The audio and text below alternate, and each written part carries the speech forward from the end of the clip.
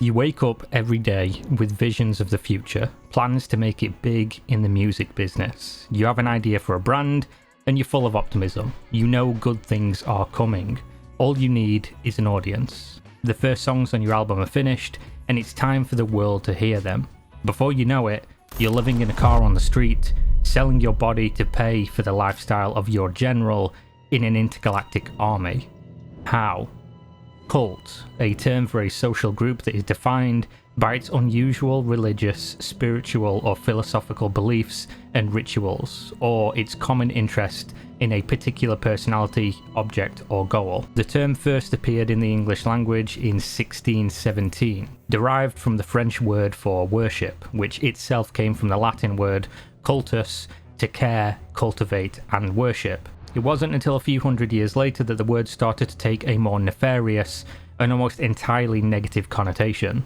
The word now is synonymous with evil. Everyone will be familiar with at least one story of a famous cult, and that story will likely involve, at the very least, human trafficking, sexual, physical, and mental abuse, oftentimes with much more considerable crimes. Cults exist to prey on the vulnerable, people that are desperate to belong, that are lost in life and uncertain of their place in the world. They provide people with purpose, with answers to questions. Nobody really joins a cult, instead, they're recruited. Once inside, it is incredibly difficult to leave, in part because cults will often psychologically break you down until you know nothing but what they preach to you, and in part due to the expected process of alienating yourself from your prior life, which is usually a way to show commitment to the cause. Often you give up all your worldly possessions to appease the leaders, you'll alienate yourself from your friends and family, and you'll be thoroughly convinced that the collective are the ones that have your best interest at heart. The influence a cult leader wields over a recruit is a terrifying prospect, especially when you examine the characteristics of said cult leader. Charismatic, narcissistic, socio or psychopathic, and completely delusional.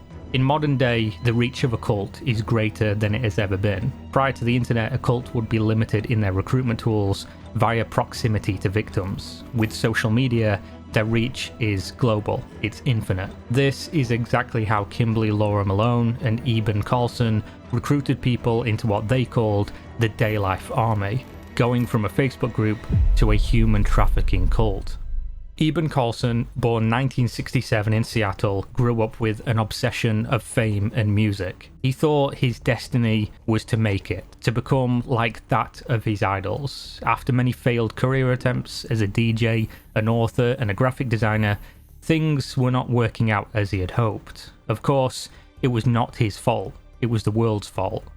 In 2013, Carlson started posting on Facebook under the name WizL, bashing modern culture and, of course, capitalism. These were the things he deemed responsible for his own mediocrity. It wasn't long before WizL had found like-minded individuals. After all, misery does love company. Enter Kimberly Laura Malone, aka Koa. Her great-grandfather was a violinist, one of her brothers is an influential DJ in LA, and the other is part of a famous indie rock band. Koa herself studied music and acting in college, but never fully committed to a career in the business. Instead, she hopped from idea to idea with some initial success before ultimately fizzling out and moving on to whatever came next. In 2005, she opened a bar in Tacoma, which closed a few years later, and following that, she became a sex coach, calling herself, quote, a goddess of love. That is when she crossed paths with WizL online. The two of them quickly realised they had so much in common, not just a love of music, but also a view on society and culture that didn't fit the world that they were currently inhabiting. The solution was then simple: to create their own. The first steps were obvious: find other like-minded individuals, or at least people that were malleable enough to mould in their image. But how? Well, in 2014, that one's obvious too: a Facebook group. And so it was created, a place to share mystical rituals and beliefs, but most importantly, to find disciples. And to your surprise, this worked out. They were soon gaining followers who were happy to adopt their guidelines known as standards. No, that is not a mistake. Standards is a word from their own language which they called Unglish, a creation of the duo where they would substitute random vowels by U and Y And the reason they did this was very obvious. They believed that regular English was racist. Why was it racist? Well, it was made by and for white males. The group's standards were as follows: only wear white or light coloured clothing, use only unscented products and objects, have perfect hygiene and cleaning habits, go digital, remove all analogue materials from your life, never wear vintage or second-hand clothing or items, and be sober. You cannot do drugs or alcohol, have pets, wear wool or leather, eat food, additives, use bleach, etc. But, of course, you can smoke weed. On top of these standards that followers would adhere to, there were also rituals. One such ritual was called Whitestone. The process of Whitestone is simple, but only possible for men to participate. You close your eyes and you concentrate real hard, visualize what you want to achieve in life. Meanwhile, you masturbate into a cup. Upon completion, you end the ritual by consuming the contents of the cup. Having the guidelines set up and the rituals in place, the Facebook group was seeing traffic. In large part, people who thought it was all a joke. How could it not be? This led to the next phase of the plan. Their method was to find people who were crying out for attention, people that were invisible to what they craved, validation and an audience for their art.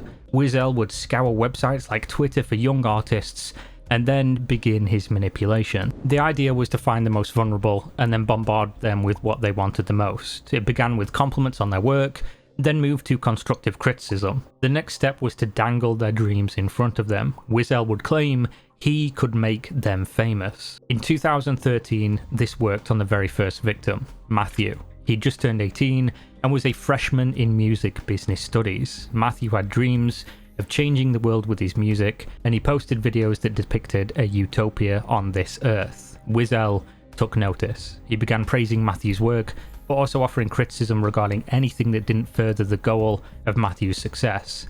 Koa also joined in on this barrage of seeming support.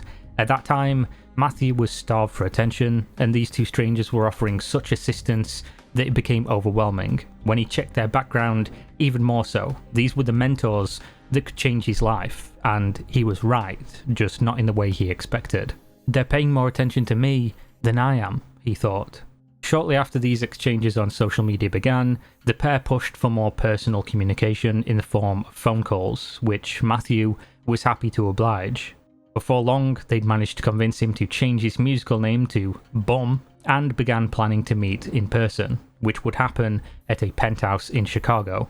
Floor-to-ceiling windows, high ceilings, a real luxury location, though something seemed a little bit off.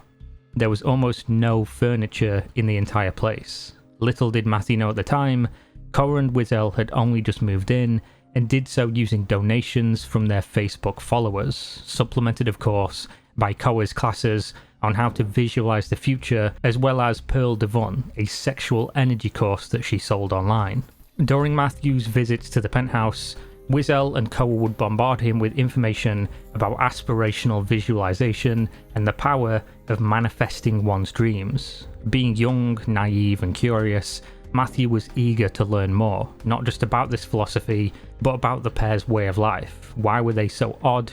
How did they live like this? Convenient for the white man's agenda. Whose agenda is it, Wiz? Oh, he's not listening. Whose agenda is it, Boom? Koa's. True. Generalissimo Koa's.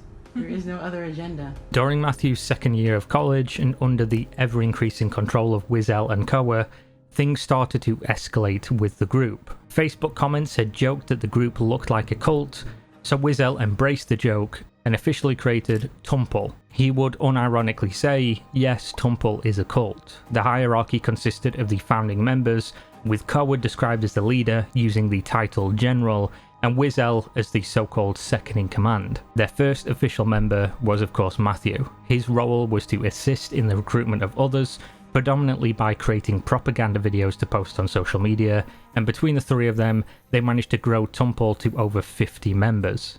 The cult, however, needed more funding, so they set up the Tumple website, where members could pay a subscription fee of $24 per month, granting them access to a private group and secret documents written by Wizell himself. Eventually, they evolved the concept where Koa implemented a 7-tier system that rewarded the most devoted followers with access to more of these sacred documents, and yes, that is what the files were officially called. As the group gained followers and influence, Wizel and Koa grew more and more delusional. Now, not only were they a cult, but they were a cult with divine purpose. They were ordered to change the group's name from Tumpel to Daylife Army.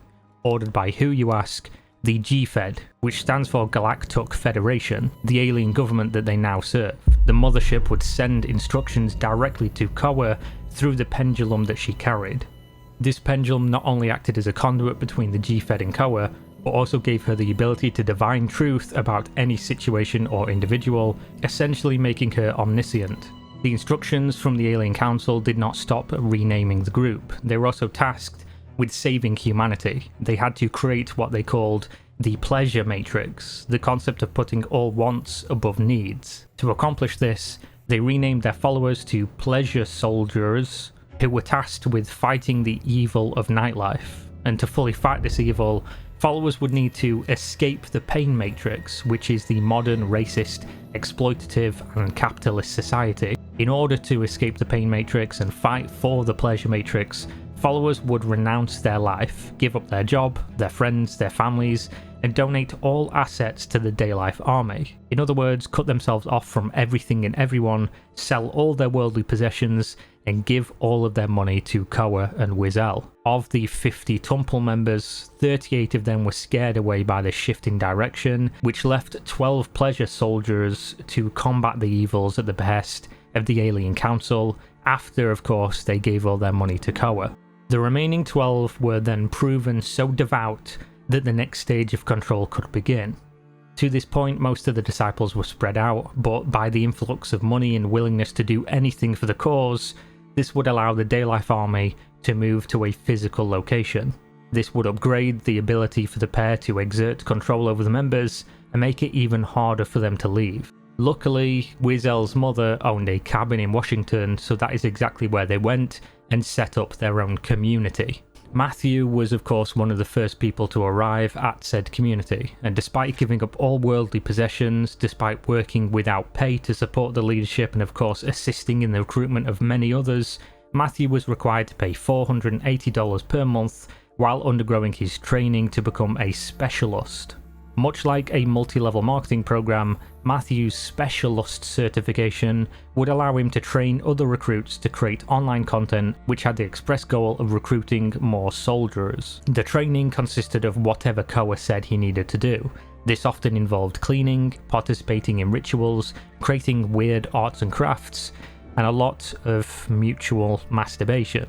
The rest of his time was spent trying to make money for the group and reach new people. The cult created their own reward system for this work, and instead of paying in cash, they awarded Matthew and other members of the community with Tomb Credit, which could be exchanged for favours or services within the community. Being the longest member and likely the closest to the founding pair of Koa and Wizel, Matthew found himself the subject of their experimentation. They encouraged Matthew to explore his sexuality with black men, and at some point Wizel even asked him if he, quote, likes black cock. Following this extensive and repeated questioning, the pair pressured Matthew to have sex with a black man, despite his insistence of being straight and not at all attracted to men of any kind. To express to you just how badly they had broken Matthew in the 3 or so years since they had crossed paths, at this time he thought, if somebody's about to be your general who rules every aspect of your life, you really want them to be right about everything.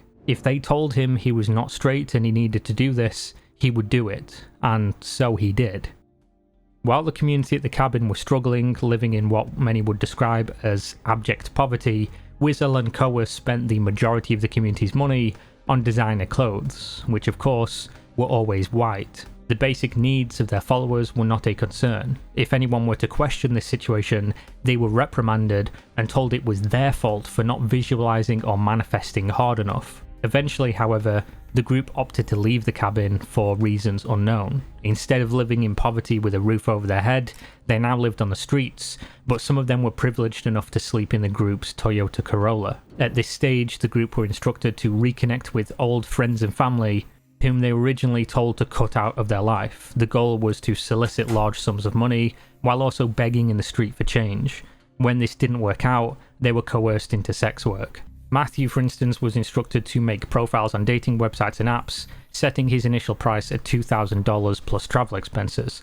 Koa made it clear to Matthew that he would keep precisely $0 from the arrangement, and that all money he made would go directly to her. When the plan didn't work out and Matthew was unable to provide, Koa insisted he would instead become a jet-setting escort, travelling the globe to satisfy customers in order to provide for the rest of the group. In reality, this also didn't work out. Instead, the stranded group of homeless soldiers of pleasure were encouraged to beg strangers on dating apps for a few dollars here and there, while claiming they were stranded and needed the money to get somewhere. After the group scraped together a decent sum of money, instead of putting it towards accommodation or basics for the community, Wiesel and Koa yet again put their own wants ahead of the needs of the community.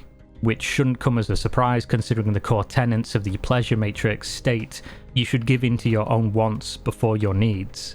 This came in the form of a new car. The starving, homeless and begging followers who raised the money to buy said car were forbidden to enter it under any circumstance. Matthew, upon learning this fact, was close to breaking point. The absurd orders, the neglect, the abuse, it was becoming too much. He was sacrificing his physical and mental health on a daily basis. He was being forced into sex work, mostly with men, trying to provide for his general, who he now was realizing did not care about him even slightly. Over the next 2 months, Matthew stayed with a man he met on Grindr in San Diego. For doing chores, the man donated him over $1,000 in multiple payments, most of which he still gave to Koa. That same month, Koa had another idea, another scheme. This time, instead of the sexual energy courses or the cult recruitment, she would create an actual product and sell it to the people. The product was people's souls. Koa claimed she was in possession of all of humanity's souls and would be kind enough to allow people to buy them back. She would not market this herself. Instead, Matthew was assigned to send messages to every white person he knew, explaining why they should send him money that would go directly to Koa, and Matthew would earn some tomb credits. Not long after this, Matthew had reached the end of his ability to be manipulated by Wiesel and Koa. He broke the standards, turning to alcohol and caffeine, before leaving the group in December of 2018. Luckily, he was able to return to his family's home and escape the cult, though they didn't stop trying to solicit his return. He first received an email from the Daylife Army stating the following: "Your unwillingness and/or inability to fully commit your financial, social and/or personal capital to this organization's mission makes a relationship with DLM that serves its commission to expand the pleasure matrix very difficult." A year later, the army sent another email stating that Matthew still owed them over $20,000. After Matthew left, it wasn't long before other members started to follow suit. The incredibly harsh living conditions, the increasing narcissistic delusions of the founders, the psychotic demand to do unspeakable actions in order to provide for the pair, and the evidence that it was possible to leave without immediate repercussions was enough to break the spell. Since then, many of the members, including Matthew, spent their time trying to share their experience to bring awareness to how their lives were taken over by Koa and Wiesel. They want to prevent others from making the same mistake. Matthew has an Instagram page where he shares his story, warning about tactics used to take advantage of your situation and manipulate you over long periods of time until you don't know anything except what they want you to. I didn't know what was ironic, what was sincere, fake or real. All I knew is that I was going to follow the next order and keep going at all costs. After years of therapy and counselling, Matthew is still rebuilding relationships that Wiesel and Koa made him destroy. Other members of the group, like Fu, was disappointed when she found out only white people were promoted to positions of power. She was accused by Wiesel and Koa of being irresponsible and ruining the group's integrity with her pussy. "This is not an anti-racist group," said Fu. Before joining, Fu, who is transgendered, was told by Koa that her hormone treatment would be paid for and that she would be able to transition safely. But she says Wiesel and Koa caused her to miss multiple medical appointments because they refused to let her use her car or access her money. What Fu found out was that the Daylife Army did not care about racism or helping others. They cared only about wielding absolute power over their followers, and not just to enrich themselves, which came as a direct result, but due to their unchecked narcissism. Since most of the followers quit, luckily the social media presence of the Daylife Army fell off in 2019 when they left Facebook. This, however, didn't stop their activity entirely, and they still recruited 3 new members after this point. They remained active on Twitter and Instagram into 2020, and you could sometimes see posts from the group staying in motel rooms or in the desert. During the peak of the pandemic, the group was still active and posting pictures of themselves, some members claiming that they'd been sleeping in tents on the street. On June 14th, 2020, Tumpel tweeted, "We are seeking no new members currently, and understand at Daylife Army is seeking none either." To this day, the group is still active. There are still more members than just the founding pair of Koa and Wiesel, such as the Duchess of Daylife and DeJesus of Daylife. They still abuse and manipulate people for their own benefit. They still perform their rituals and live by the standards, and they still wear all white.